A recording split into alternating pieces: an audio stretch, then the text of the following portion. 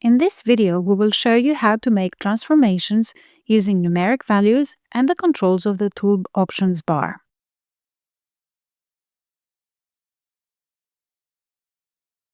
When you select something, a floating bar appears on the top part of the design area.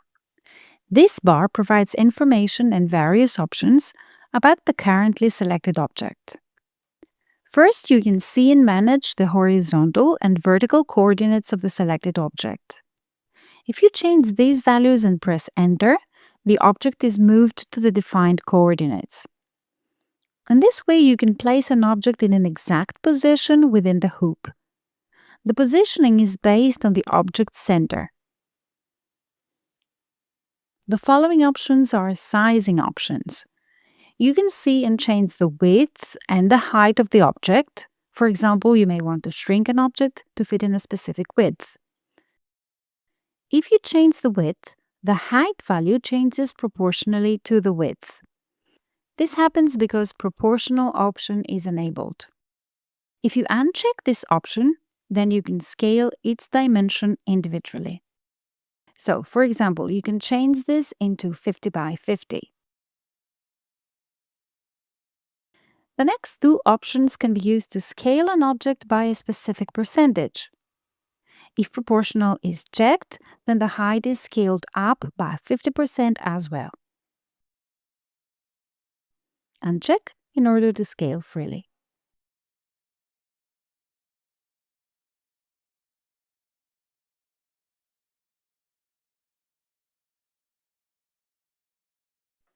Another useful option is duplicate. If you press this button, an exact duplicate is created on top of the original object.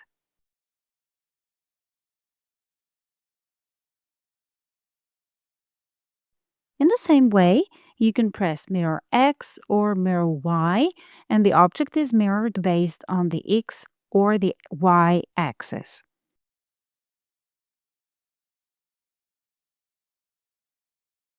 Furthermore, you can easily rotate any object.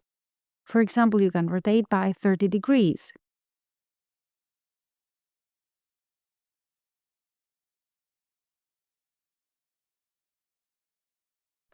On this bar, you may also see additional options which are available for special types of objects. For example, the ready-made shapes have, apart from the general options, additional specific options.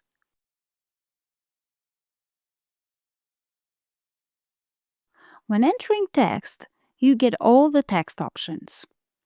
In general, the available options vary according to the selected object or the performed operation.